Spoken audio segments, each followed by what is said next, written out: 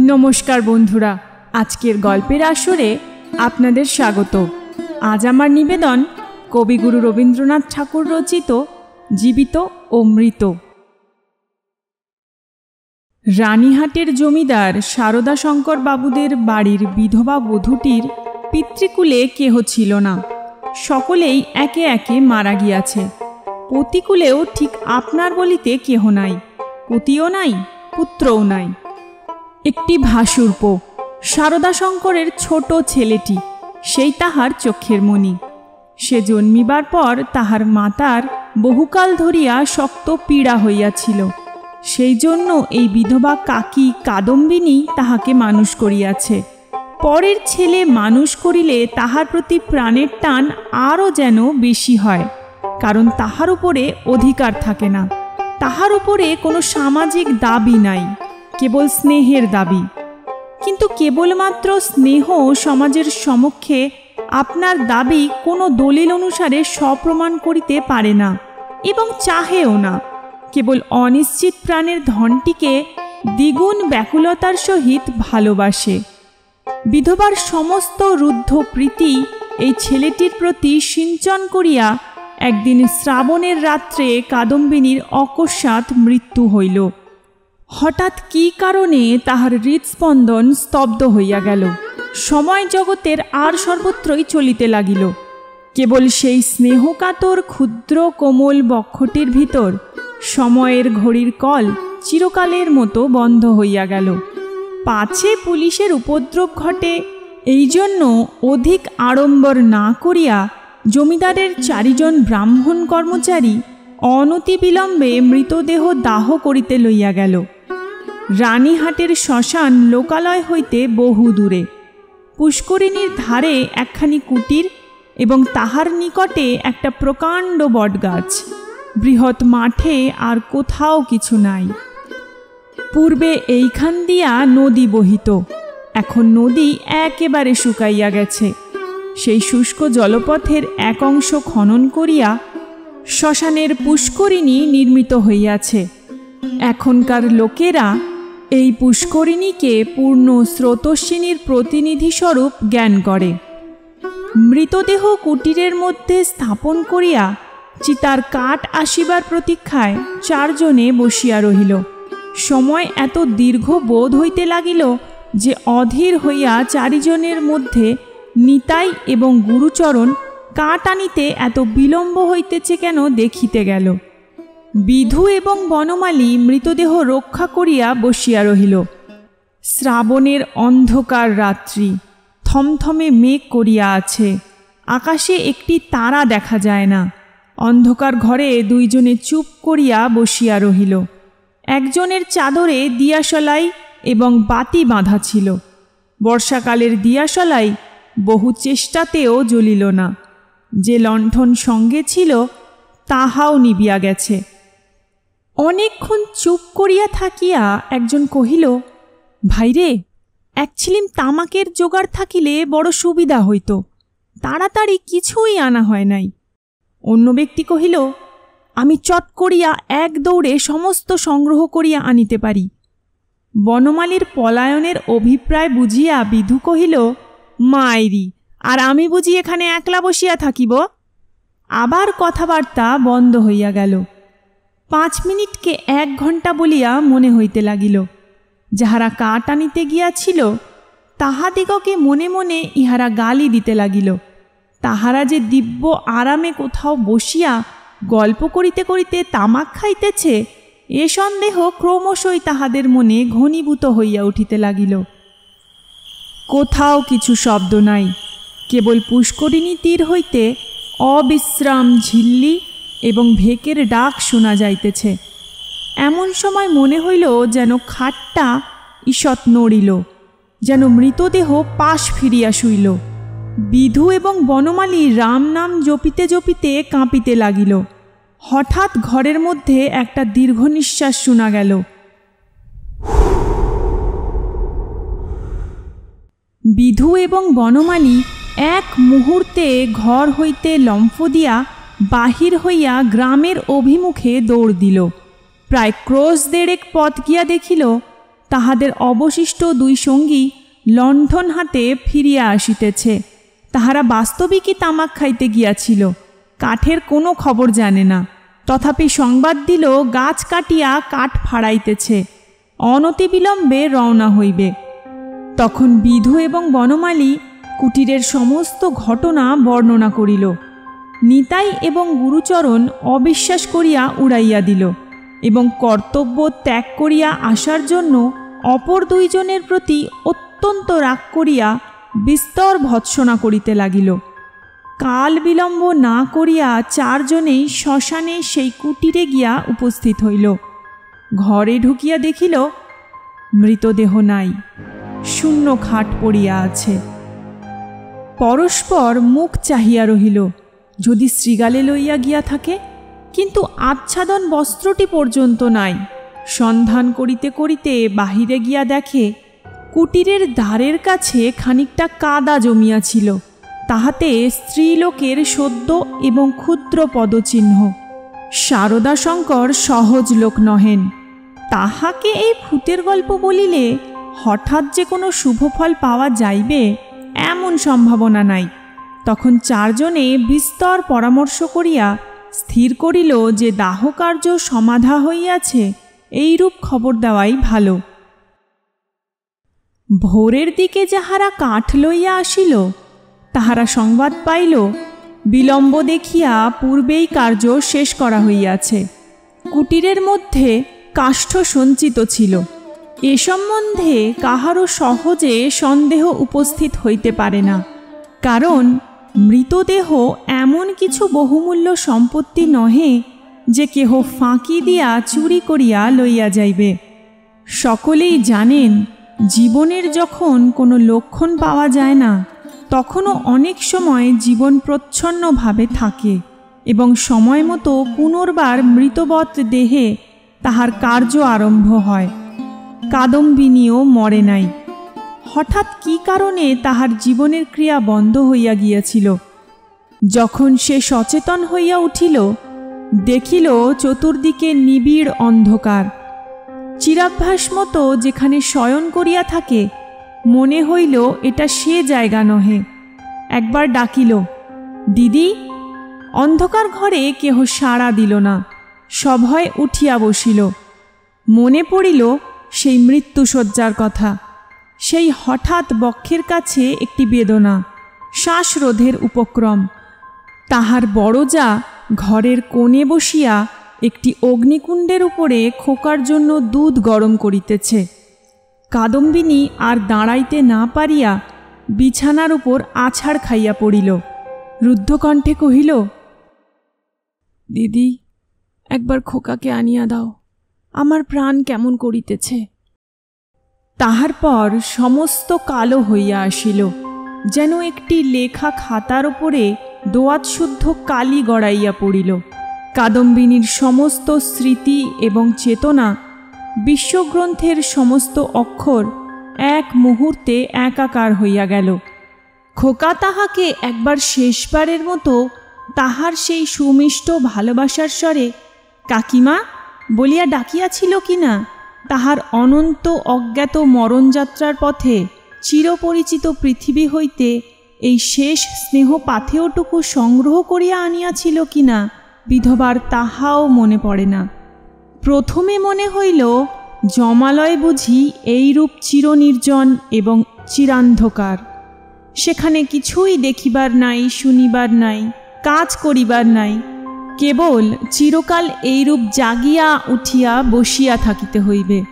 তাহার পর যখন মুক্তদ্বার দিয়া হঠাৎ একটা ঠান্ডা বাদলার বাতাস দিল এবং বর্ষার ভেকের ডাক কানে প্রবেশ করিল, তখন এক মুহূর্তে তাহার এই স্বল্প জীবনের আশৈশব সমস্ত বর্ষার স্মৃতি ঘনীভূতভাবে তাহার মনে উদয় হইল এবং পৃথিবীর নিকট সংস্পর্শ সে অনুভব করিতে পারিল। একবার বিদ্যুৎ চমকিয়া উঠিল। সম্মুখে পুষ্করিণী, বটগাছ, বৃহৎ মাঠ এবং সুদূর তরুশ্রেণী এক পলকে চোখে পড়িল।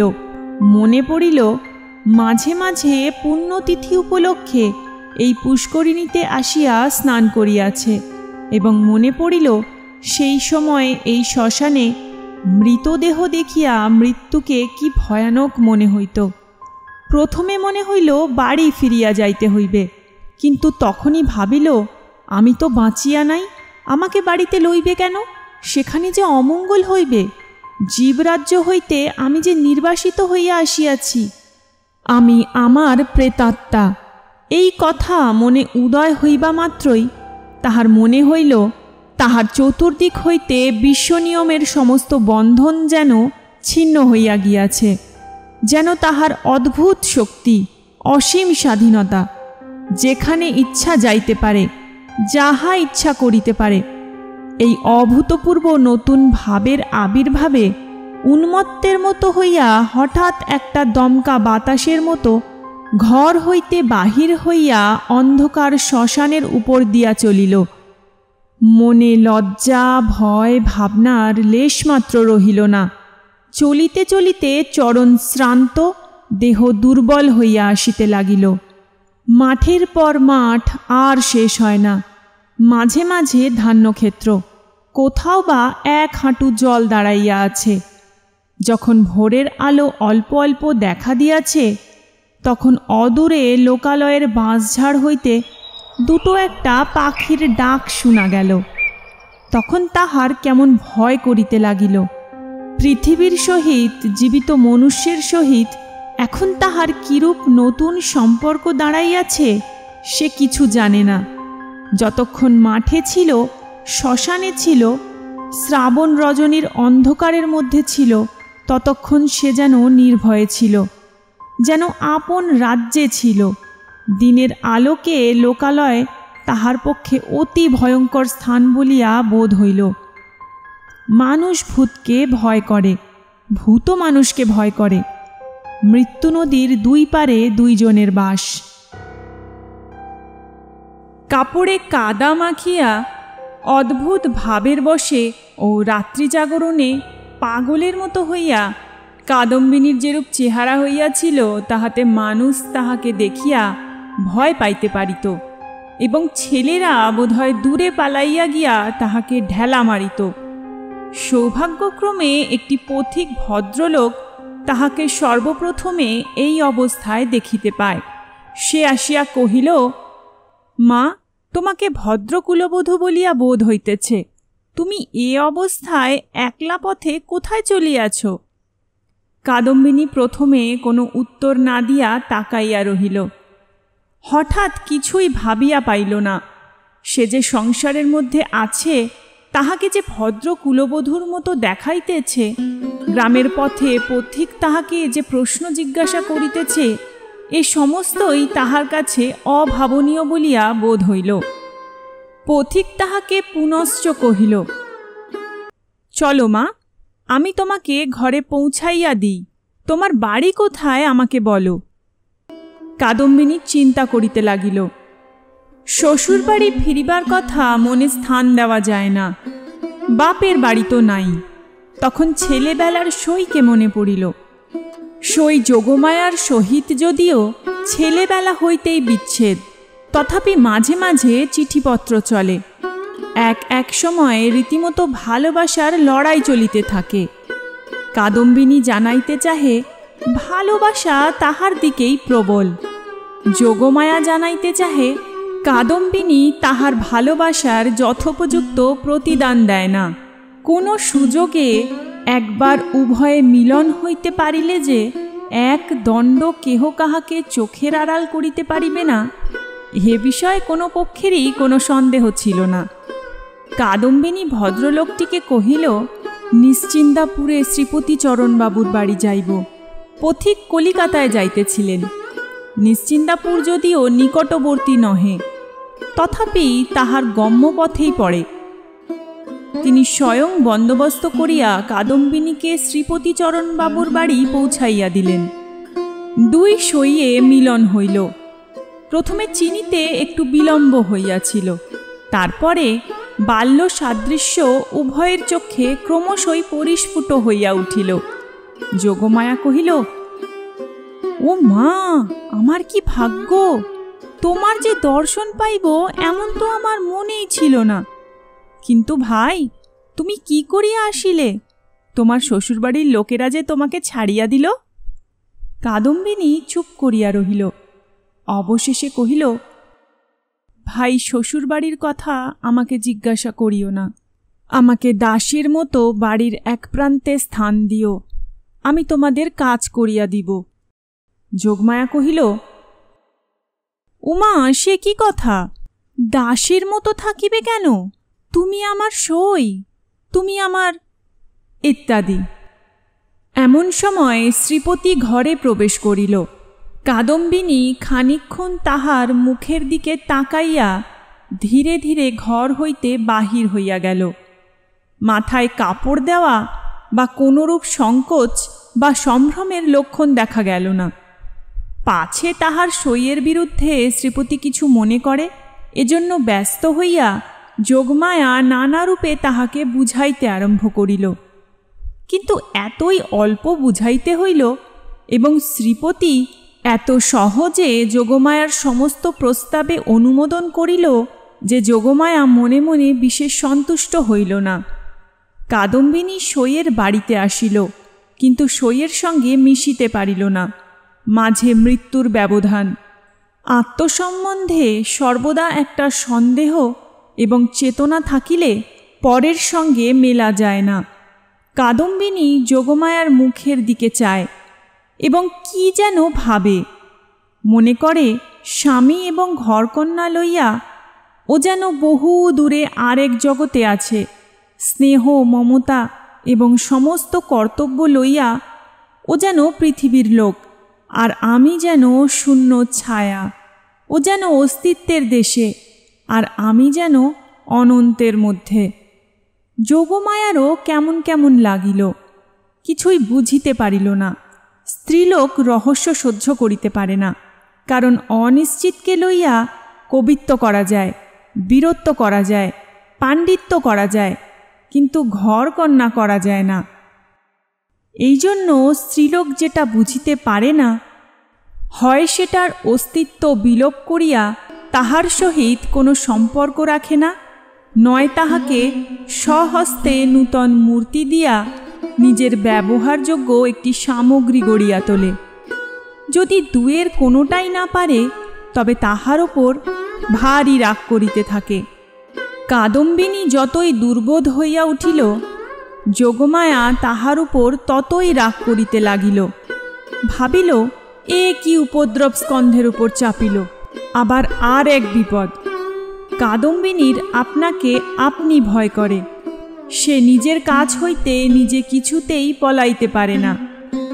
যাহাদের ভূতের ভয় আছে, তাহারা আপনার পশ্চাৎ দিককে ভয় করে। যেখানে দৃষ্টি রাখিতে পারে না, সেইখানেই ভয়। কিন্তু কাদম্বিনীর আপনার মধ্যেই সর্বাপেক্ষা বেশি ভয়, বাহিরে তার ভয় নাই। এই জন্য বিজন দ্বিপ্রহরে সে একা ঘরে এক একদিন চিৎকার করিয়া উঠিত এবং সন্ধ্যাবেলায় দীপালোকে আপনার ছায়া দেখিলে তাহার গা ছমছম করিতে থাকিত। তাহার এই ভয় দেখিয়া বাড়িশুদ্ধ লোকের মনে কেমন একটা ভয় জমিয়া গেল। চাকর দাসীরা এবং যোগমায়াও যখন তখন যেখানে সেখানে ভূত দেখিতে আরম্ভ করিল। একদিন এমন হইল, কাদম্বিনী অর্ধরাত্রে আপন শয়নগৃহ হইতে কাঁদিয়া বাহির হইয়া একেবারে যোগমায়ার গৃহদ্বারে আসিয়া কহিল, দিদি, দিদি, তোমার দুটি পায়ে পড়ি গো, আমায় একলা ফেলিয়া রাখিও না। যোগমায়ার যেমন ভয়ও পাইল, তেমনি রাগও হইল। ইচ্ছা করিল তদ্দণ্ডেই কাদম্বিনীকে দূর করিয়া দেয়। দয়াপরবশ শ্রীপতি অনেক চেষ্টায় তাহাকে ঠান্ডা করিয়া পার্শ্ববর্তী গৃহে স্থান দিল। পরদিন অসময়ে অন্তঃপুরে শ্রীপতির তলব হইল। যোগমায়া তাহাকে অকস্মাৎ ভৎসনা করিতে আরম্ভ করিল। হ্যাঁ গা, তুমি কেমন ধারা লোক? একজন মেয়ে মানুষ আপন শ্বশুর ঘর ছাড়িয়া তোমার ঘরে আসিয়া অধিষ্ঠান হইল। মাসখানেক হইয়া গেল, তবু যাইবার নাম করে না। আর তোমার মুখে যে একটি আপত্তি মাত্র শুনি না।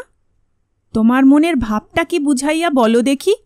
তোমরা পুরুষ মানুষ এমনি জাতি বটে। বাস্তবিক সাধারণ স্ত্রী জাতির পরে পুরুষ মানুষের একটা নির্বিচার পক্ষপাত আছে, এবং সেজন্য স্ত্রীলোকেরাই তাহাদিগকে অধিক অপরাধী করে। নিঃসহায়া অথচ সুন্দরী কাদম্বিনীর প্রতি শ্রীপতির করুণা যে যথোচিত মাত্রার চেয়ে কিঞ্চিত অধিক ছিল, তাহার বিরুদ্ধে তিনি যোগমায়ার গাত্র স্পর্শপূর্বক শপথ করিতে উদ্যত হইলেও তাহার ব্যবহারে তাহার প্রমাণ পাওয়া যাইত।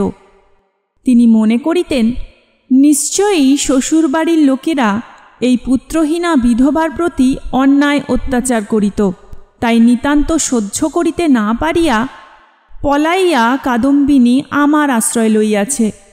যখন ইহার বাপমা কেহই নাই, তখন আমি ইহাকে কি করিয়া ত্যাগ করি, এই বলিয়া তিনি কোনরূপ সন্ধান লইতে ক্ষান্ত ছিলেন, এবং কাদম্বিনীকেও এই অপ্রীতিকর বিষয়ে প্রশ্ন করিয়া ব্যথিত করিতে তাহার প্রবৃত্তি হইত না।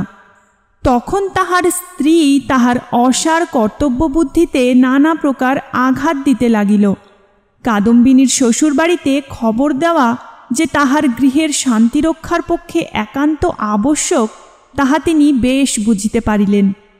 অবশেষে স্থির করিলেন, হঠাৎ চিঠি লিখিয়া বসিলে ভালো ফল নাও হইতে পারে। অতএব রানীহাটে তিনি নিজে গিয়া সন্ধান লইয়া যাহা কর্তব্য স্থির করিবেন। শ্রীপতি তো গেলেন।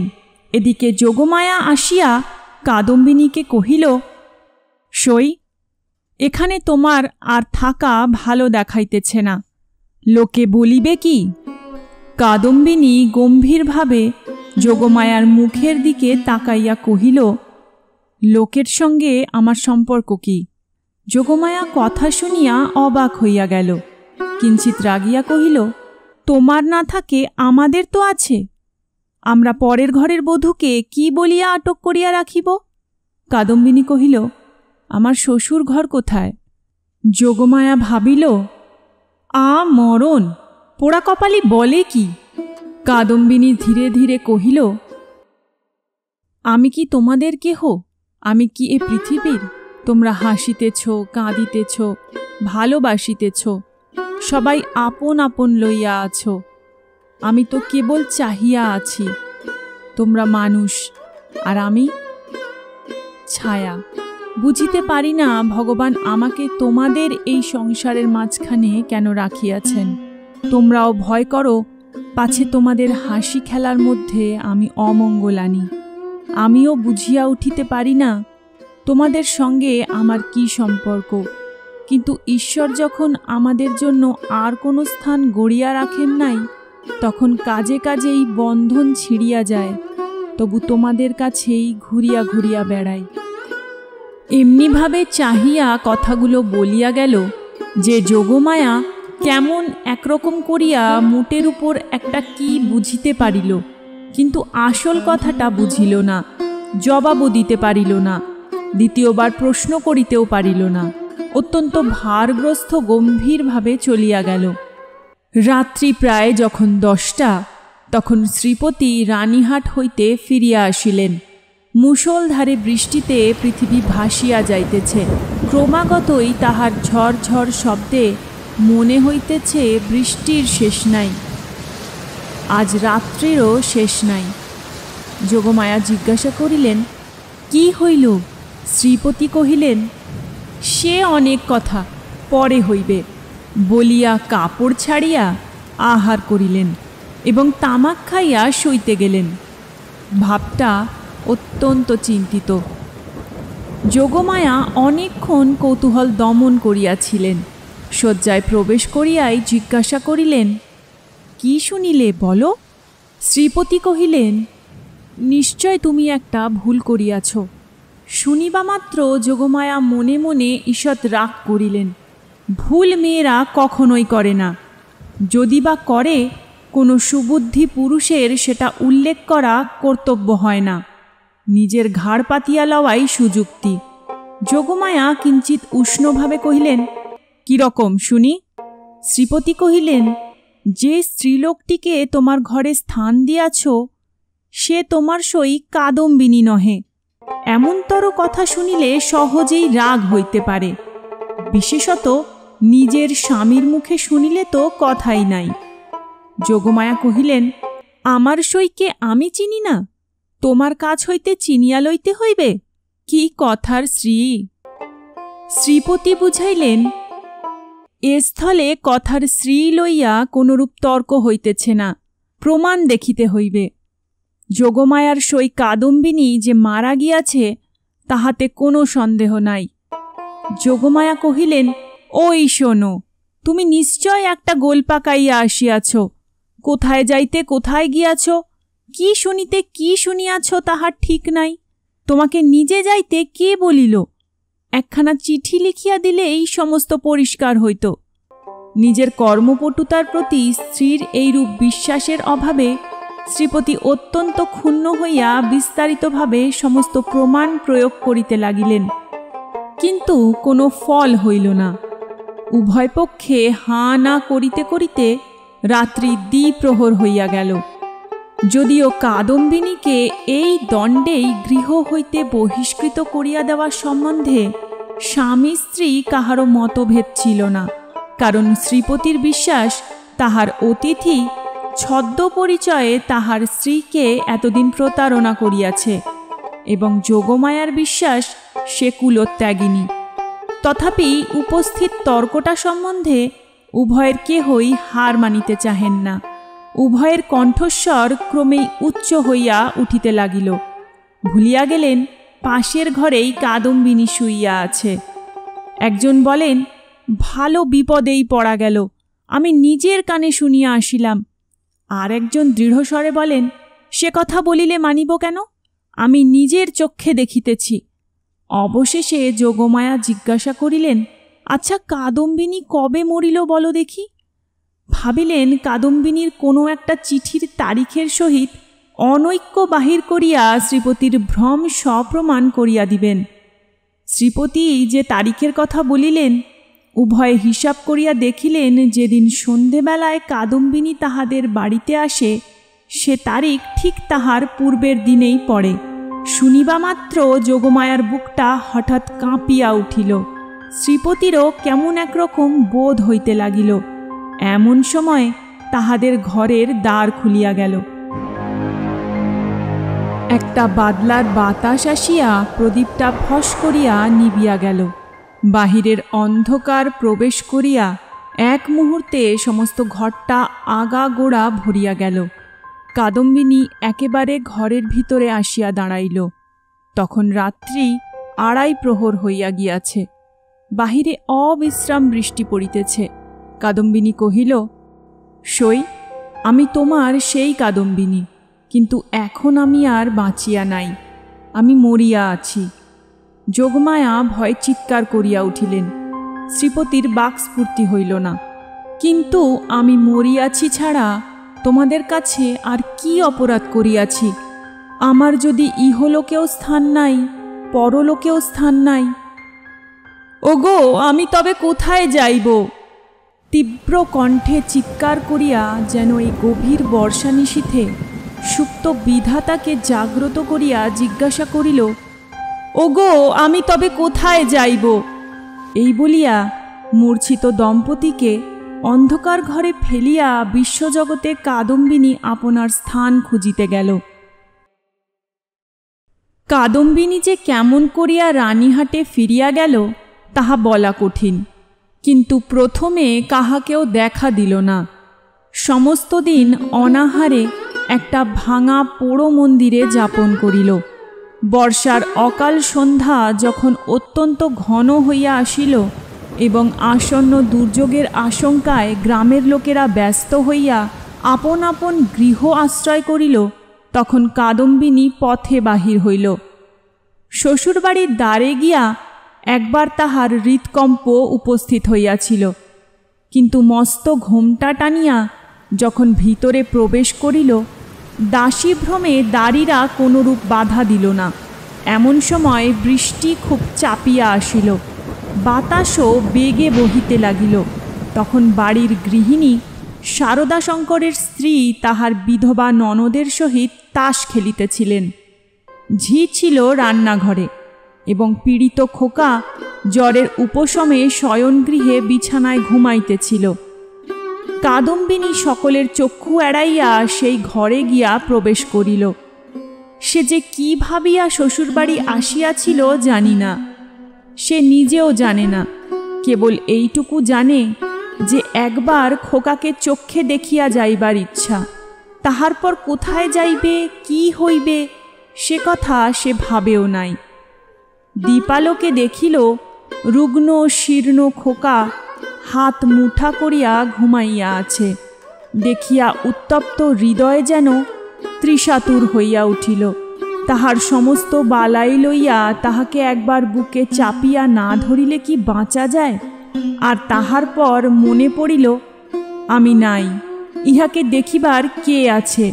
ইহার মা সঙ্গ ভালোবাসে, গল্প ভালোবাসে, খেলা ভালোবাসে।